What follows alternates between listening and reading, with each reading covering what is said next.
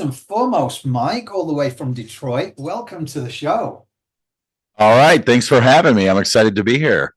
Well, you know what? It was only a couple of days ago since we were both in Los Angeles, the City of Angels together, filming for your podcast. And you know what? Hearing your story and what you've achieved with your profession and every person that you've helped along the way, what normally comes with that, like the Imperfectly Perfect campaign, it comes from a place of pain. And we don't want people to feel that pain. It's because those are the experiences that we've gone through. So, can you just name a couple of those experiences that you've personally gone through, which are triggering to the point of why we always put disclaimers out there before anybody listens to them? What have you gone through that really drew you to this career of being so selfless? Yeah, I was 5 years younger than my brothers, and we grew up in downriver Detroit area. As as a child, I watched my brothers go down the path of drugs and alcohol at a very early age. I was 5 years younger than they were, and I think they got into things around 10 or 12. It was, just a unique time coming up back then, and early 80s. And my oldest brother, was in rehab by the time he was 15 years old. They had a wild group of friends. And like I said, my brothers were very close in age. They were just 10 months apart. So they were kind of like twins. So they picked up a lot of the same habits.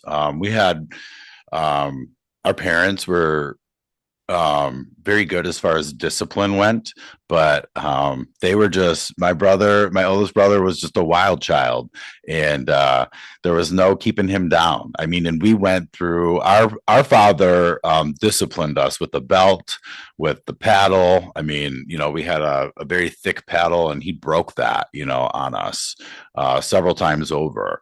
That was the kind of discipline that my parents believed in. And we were definitely a belt, extension cord, name it. Like, we were, disciplined with those types of uh, means. And so that didn't keep my brother down by any means. I think that addiction was in the family. My mom's father was an alcoholic, and she experienced that as a child. She was exposed to that, and to the point where she didn't have a relationship with her father after she became an adult.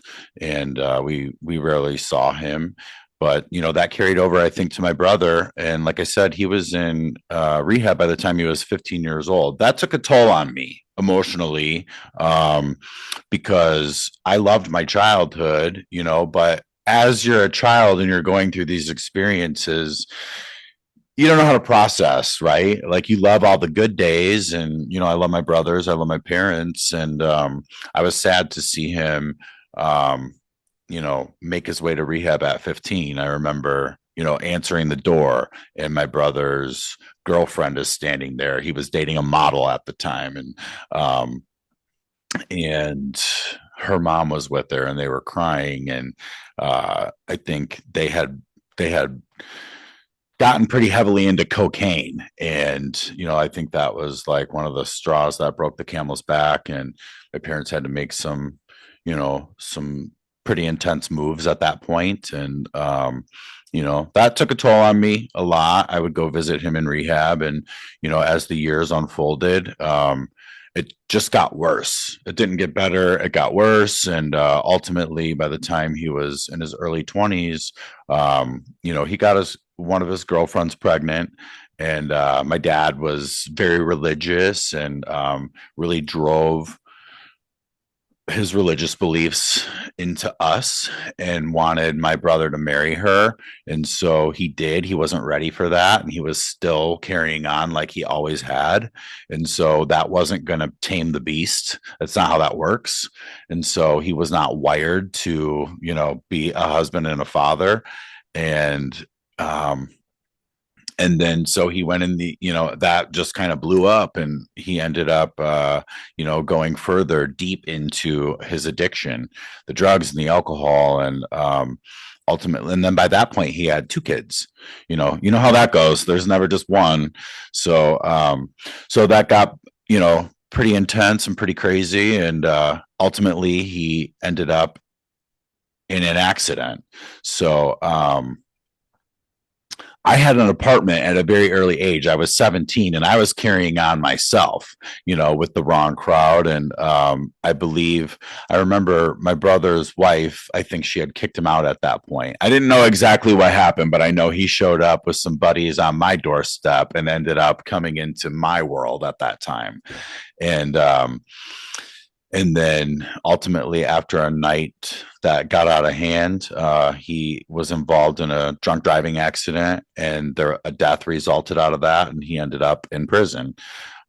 He came out, and he did his time, and he came out, and still it was still a struggle for him on and on. And it was an awful experience for our family, especially for our parents. My mother, who's amazing, and she was such a great, lovely mother. You wouldn't ever believe that she raised three wild, children like we were. But it was sad. During that time, our other brother passed away of a drug overdose. So that was pretty awful. He was just 27 years old, and that was a night just gone wrong. He was with the wrong people, and that could have been prevented. It was only revealed only after the funeral what had really happened, because it was very mysterious how he died. Like, just a friend said that he showed up at his house and found him in the tub and called 911. That's not how it happened. He was with a group of people for several hours, carrying on, doing cocaine, drinking, etc. And he, as they confessed after the fact, after the funeral, they had been with him the whole time, and he had been convulsing and overdosing for hours on end. And then they put him in the bathtub, and then they cleaned up the house to make it look like nobody was there, and then just put him in the bathtub and left. And then so that was pretty awful to find out after the fact, because no one understood kind of what happened or how he died. When someone's 27, 28 years old, a young person passes away suddenly, like without explanation. We had to wait for the coroner's report, and they do all that stuff, and then everything revealed itself. But it was only after the funeral that it was during the funeral. So that was kind of intense to handle, because my parents, they were incapacitated. They just could not. I'd never seen my father cry. They were traveling. I remember they were coming back from a trip, and I got the call that morning that my brother passed away. Like, a girlfriend of mine had called me and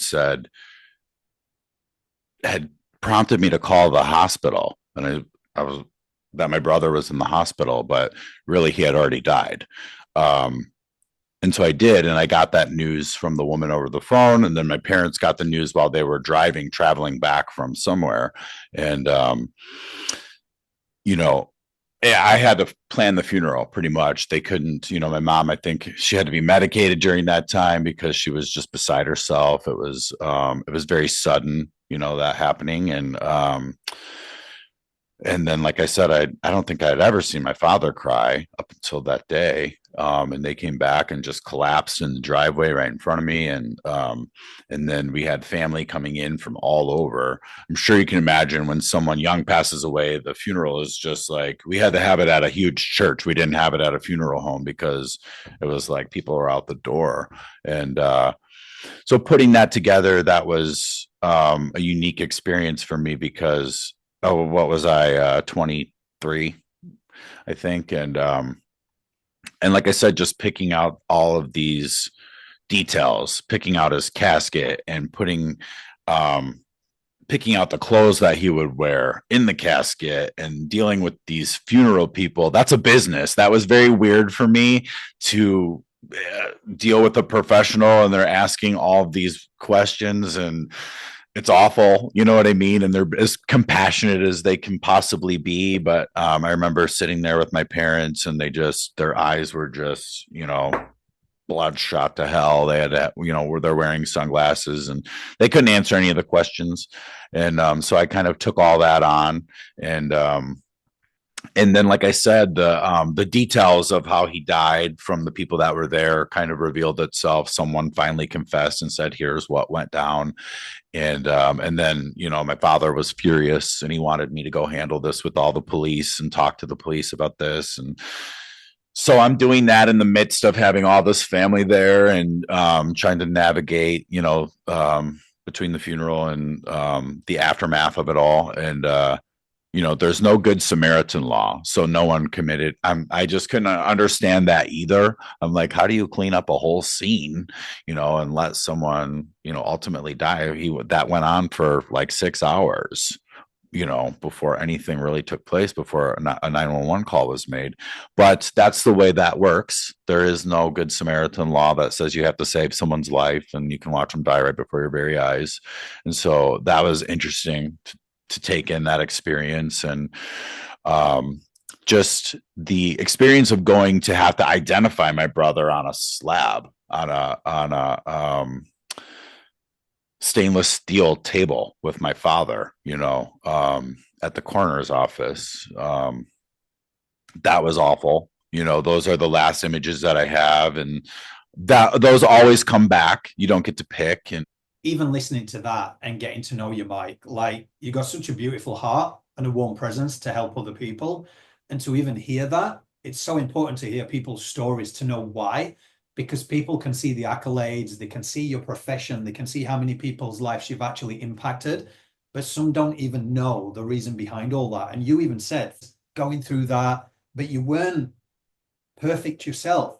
You were a third wheel of this wild child. So can you, just for anybody out there within your professional experience and your personal experience, just explain a little bit how you were able to navigate that journey with so much on your shoulders, and then moving away from that kind of party scene, that wild child active self that you were? How did you finally turn and pivot away from that instead of spiraling yourself? Oh, I had partaken in the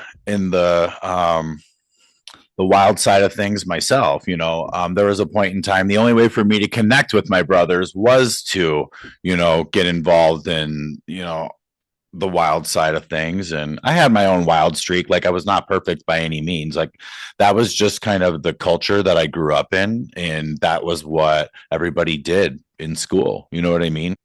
Eventually I found my way into my profession at a young age. So I always had that. It didn't mean that I still didn't have the wild streak in me. And let me just tell you that in the mental health field, it's often anything but healthy in the professional end of things. So there's that. I found my way to some great mentors, at an early age coming into that field, which was amazing. I had great training, but there was also still the wild streak in me. So, I was doing all of these things, while going through all my early experiences in the field.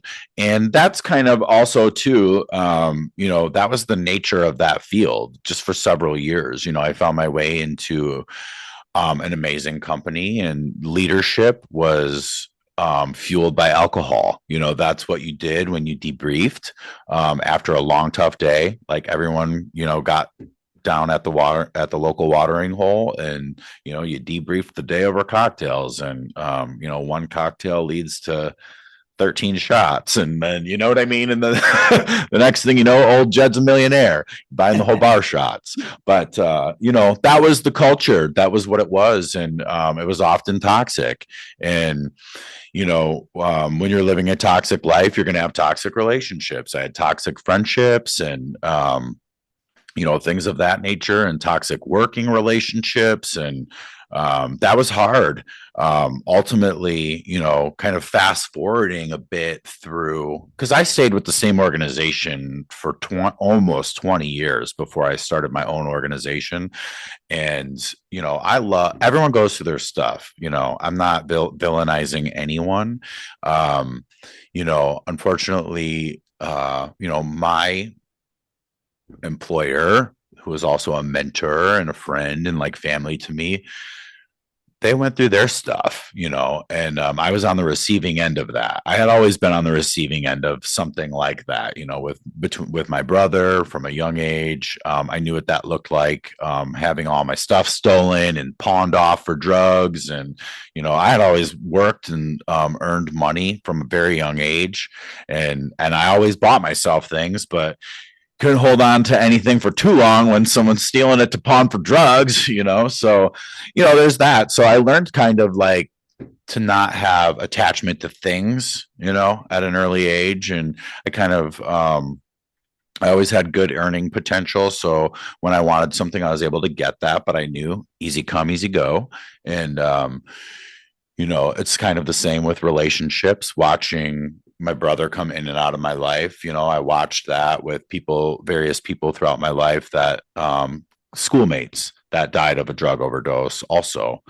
So I experienced just, it's interesting because they say death comes in threes, and it always did. So like after my brother, there was two more, and then, and then on and on. It seemed like some time would pass by, and then another boom, someone would pass away suddenly, and then boom, boom, immediately following. So the it was stacking up a bit for me, and I was just kind of learning a lot about grief and loss and recovery. And it was just the way that everybody deals with that is through food and alcohol is what was around me. That's just kind of what I watched. Not my parents though. My parents, I didn't grow up in a house where my parents drank or smoked or did any of that stuff. They were they were on the straight and narrow with all that. They didn't swear, nothing. We weren't raised like that. We weren't raised around that. So it's interesting to see, to hear my story and see how wild we all were, because that was not what was role modeled to us. It was just the company that we kept outside of our home. And like I said, that was the culture. But as I continued on with my continuing education and going on through the field, watching my own mentors kind of go through their stuff and being on the receiving end of all of that. I started just observing people more, in my later years, working within the mental health field. And I thought, wow, the mental health field is anything but healthy. And I started to, just kind of get a hold of myself and my habits. Alcoholism is a self-diagnosed disease. And so like, I don't put any labels on anybody, but like I said, I just watched certain people go through their stuff, and I understood what that was. I understood that it had nothing to do with me, and I was not the villain in that person's story. Even though I was often villainized. I don't know if you've ever experienced a relationship with anybody undergoing addiction and things of this nature, but you often become the villain in their story when you set boundaries. And so I learned how to set those boundaries. And with that came setting boundaries for myself with who I gave my time to and what my habits were. So I began to disconnect from certain groups and just kind of out of observation. I kind of audited my own habits, and I was going through a dark time, and I was going through some suicidal ideation at that time because I had one experience after another stack up, and I didn't want to turn to alcohol or drugs to mitigate that. So that meant me going deep inside myself and getting away from everybody else.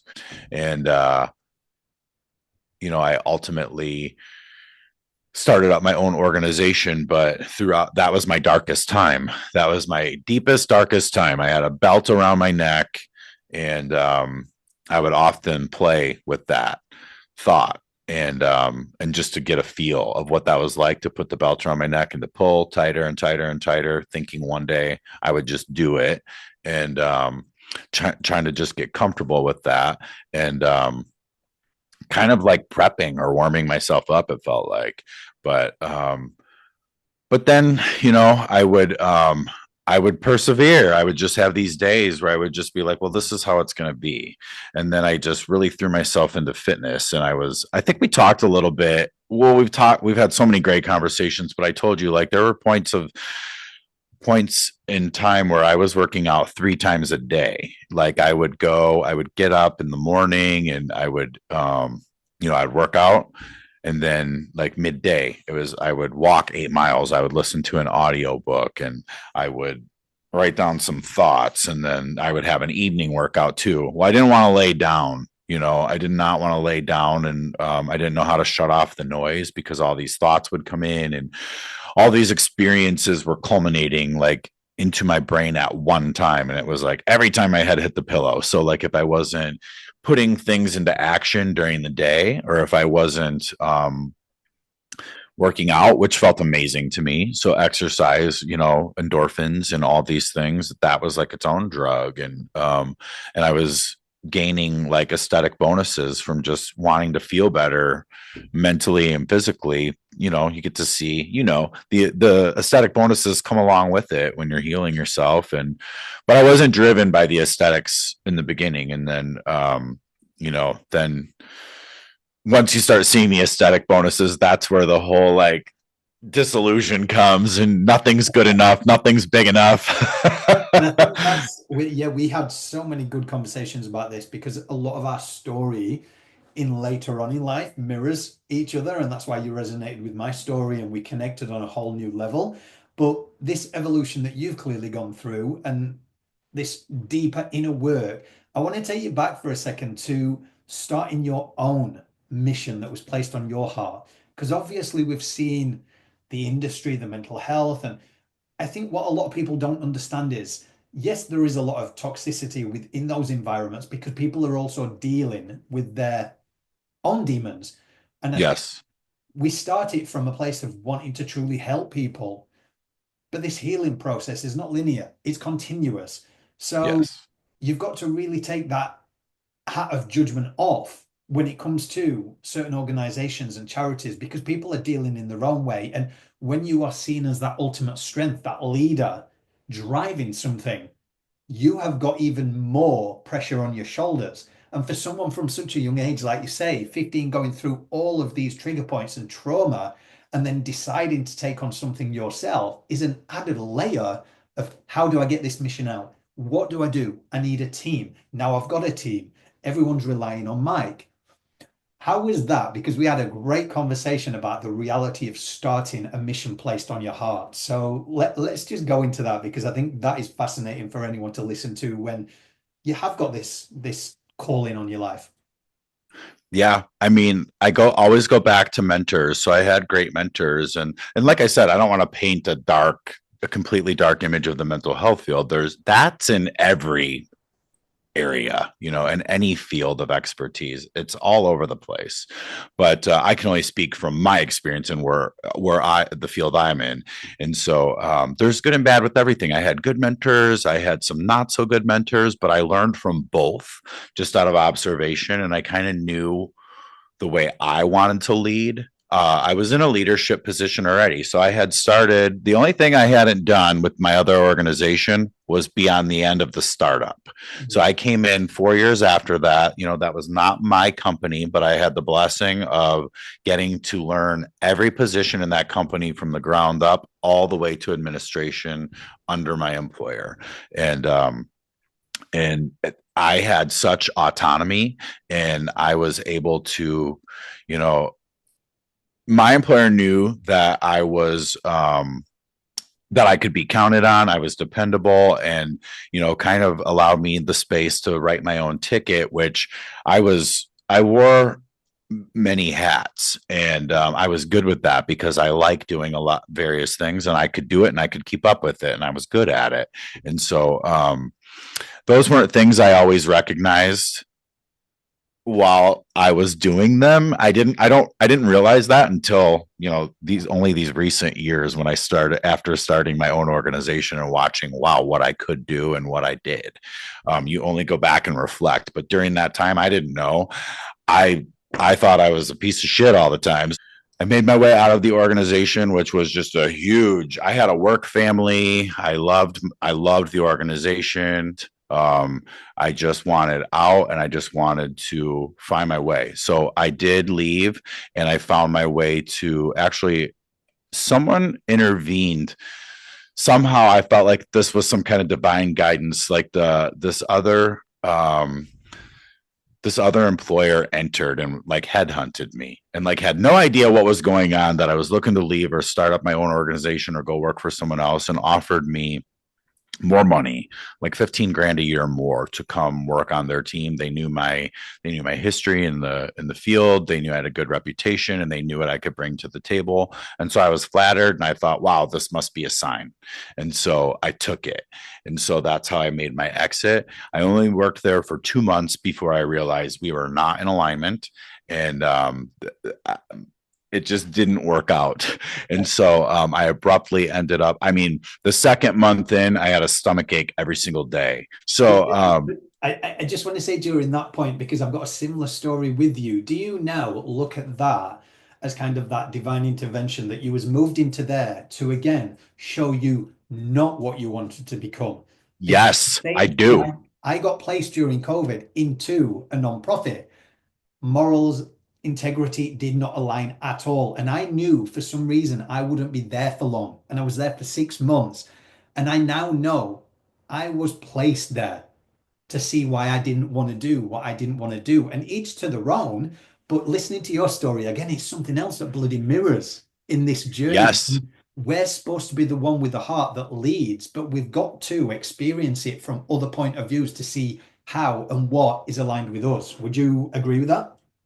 Oh, 100%. It just blew my mind because as that happened, I thought, how could this happen? I mean, everything revealed itself. I became pretty intuitive at that point. So, that's when I started getting the stomach aches. And I was like, okay, well, I know definitely within that period of time how I didn't want to be. But I knew from a leadership standpoint and being a mentor, like I had already been a certified mentor at that point since 2012.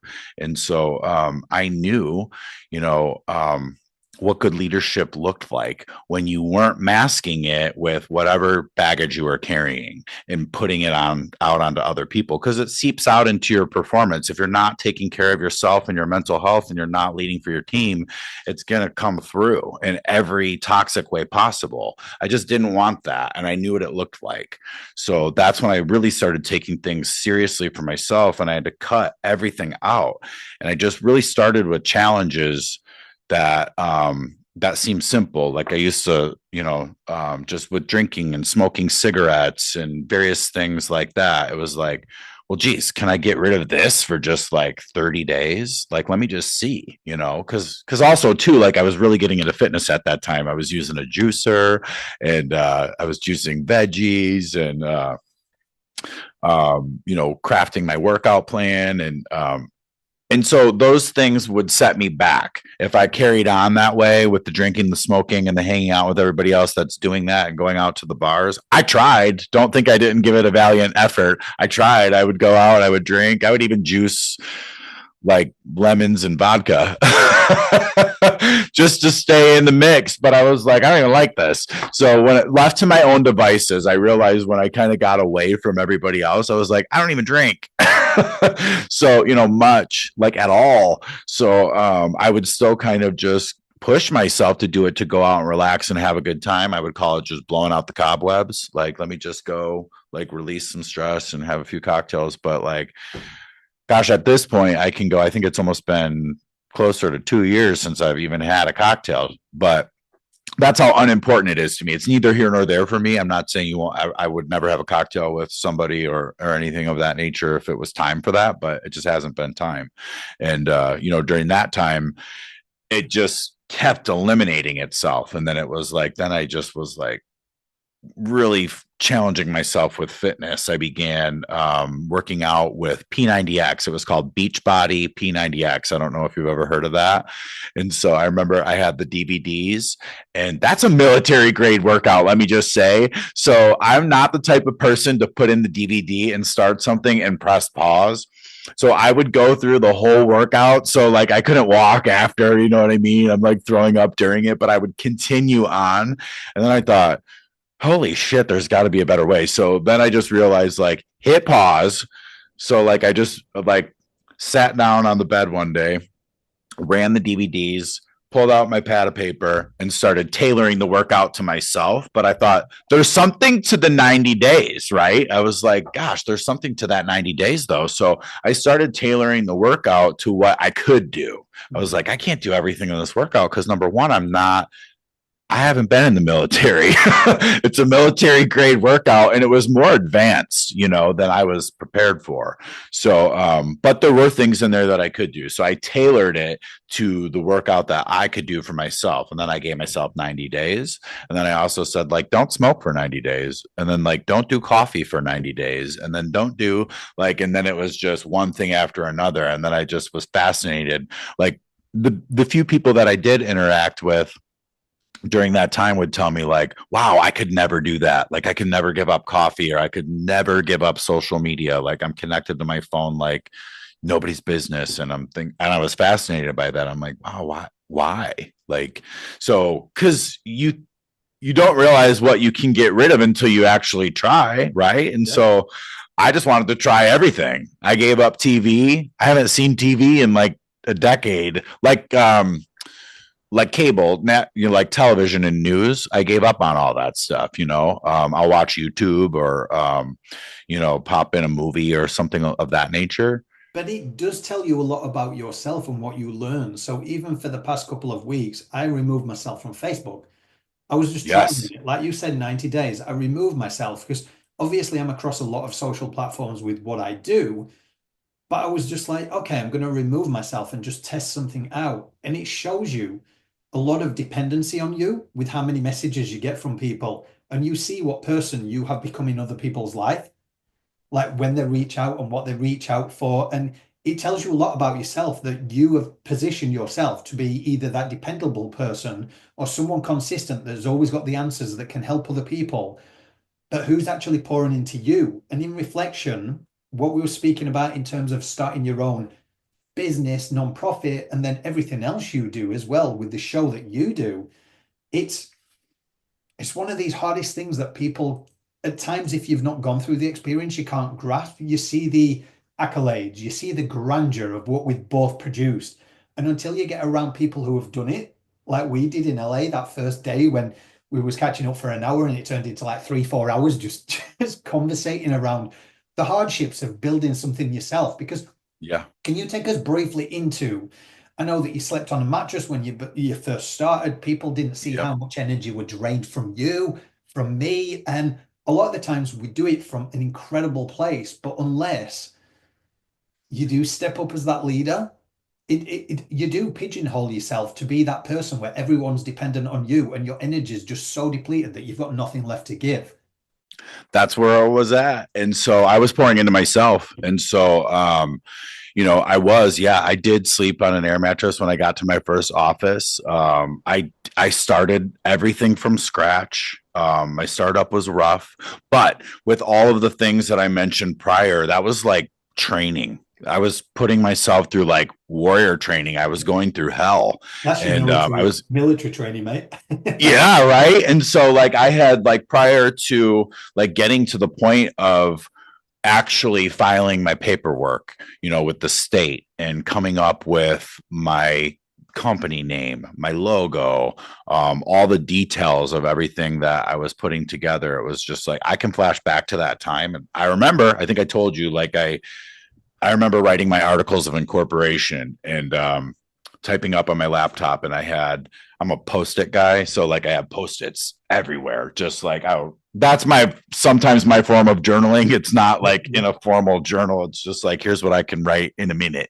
So but I had wrote money is the outcome, not the goal. Like I was super mission focused. I knew what I wanted to do. It was all I'd ever done my whole life is support others. And I've always been a service to others. And that's just my station in life. I've always been walking that path. And luckily for me, I've always known that. So I didn't know what it meant all the time at times when I was younger, but as you go on with more experience, you feel it, you know where your heart and your soul lies. It wasn't me just going through the motions doing things. It was like, this is what I'm supposed to be doing.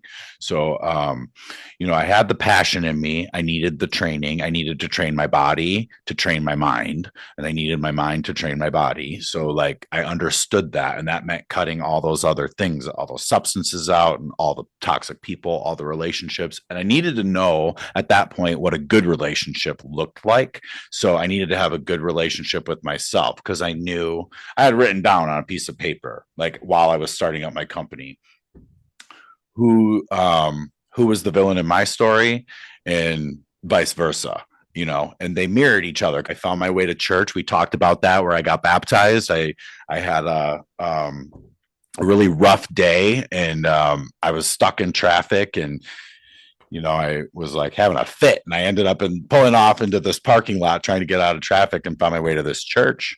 I went into that church. It was empty. I sat in the back pew. I had a cry, and I asked for forgiveness all the way around. And so, like I said, I had my training. I went through all those like deep experiences, and I really put in the work to understanding myself, observing others, examining my mentors, the good, the bad, the ugly, all of it, and the good, the bad, the ugly within myself. And then, I was my own employee. I finally found my way. I finally crawled off my friend's couch to my air mattress in my first office. So instead of getting an apartment, I got an office. So again, I had already formed my board of directors. I met with my board of directors, and I started asking people that I respected very highly, if they would sit on my board. And I said, this is what I'm doing. And I was wondering if I could take you out to lunch. And I wanted to know if you might consider being on my board of directors. And they would say, Mike, it's about time, and let me take you out to lunch. And yes, I want to be on your board of directors. And I was like, holy shit. So I was shocked because you don't always hear things from people. You have no idea how people perceive you over the years. Just even talking about the accolades, I didn't want that bio. My mentor, my first board president, or my second board president, wrote the bio that you had, and all the accolades were on there. I didn't want any of that out there, and I always hid all of those accolades because, number one, it either made people mad or made people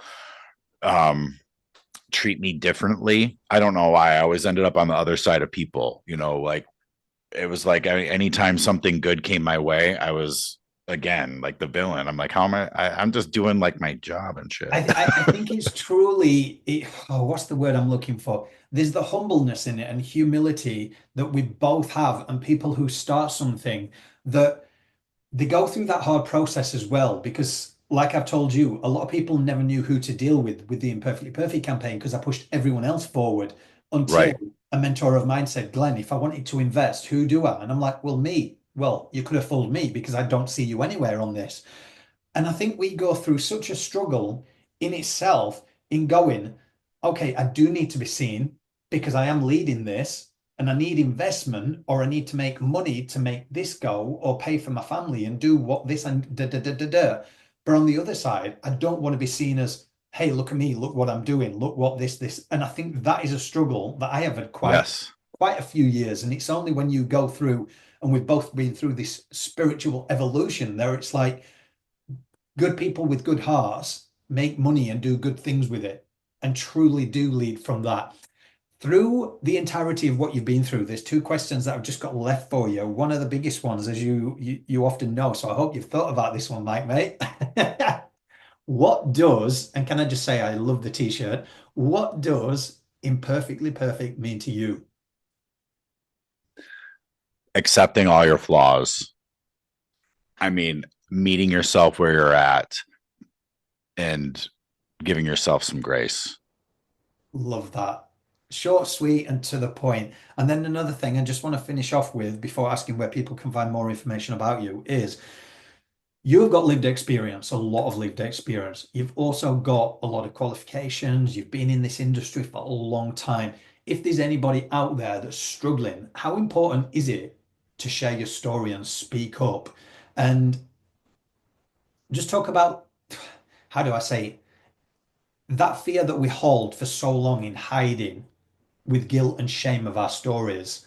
When you actually speak or when you spoke out from the personal side of things, what does it feel like? It's therapeutic. It's a great purge. It's just letting it out, and you keep things bottled up. It takes over your body. I experienced illness with that. I took on an autoimmune um, disorder with that. Alopecia areata came out of just stress and anxiety, keeping things in. And like I said, just it was so, I know we met in divine time, but man, I wish we could have connected like back then, because I would have had somebody to relate to. I didn't have anybody to relate to, and I didn't feel like I had anybody to talk to. Sometimes you just need one person, one person. It's not cheesy and cliche. You matter, it's not cheesy.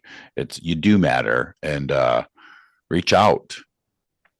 I love that, mate, and it's so true. And likewise, I'll just reiterate what you said there. If we'd have known each other some time ago, but there's always a journey, and we had to experience things. And look where we are now. Like that's a friendship that's formed, and we've got this tight little group of people of boys as well, with Lyman and Jeremy, and like none of us knew each other, and we all connected. Right.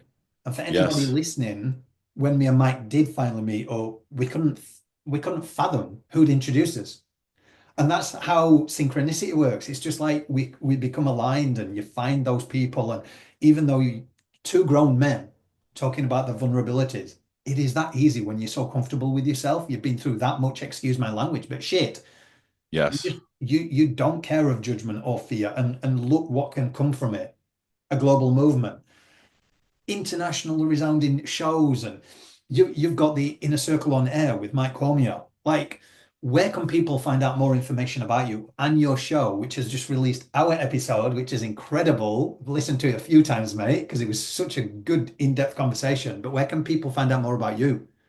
That was a great episode. And let me just say this, going through those experiences, I did not have someone that I was able to talk about the body dysmorphia and those self-image things, those self-image issues. And that was a great episode because I did get to connect with you on that level. And that door is finally open to kind of share on that platform too. So that's a blessing. And I think that you opened the door for many to kind of touch on that topic, which is so important. And yeah, the Inner Circle on air is on YouTube. So the YouTube handle is at the Inner Circle on air. The Instagram at the Inner Circle Studio, and also Mike Cormier on air on Instagram. We'll announce on this one that Mike is stepping forward to share his story in volume 3 of the international best-selling book series, The Imperfectly Perfect campaign. Are you excited? I'm very excited. IPC Volume 3. Yes, sir. So, guys, until next time, what I'm going to do is put all the links up to where you can find out Mike. Make sure you go follow him, check his show out, and check his organizations out. He's doing incredible things in the space. Until next time, I just want to say keep having the hard conversations because it is the hard conversations that truly save lives.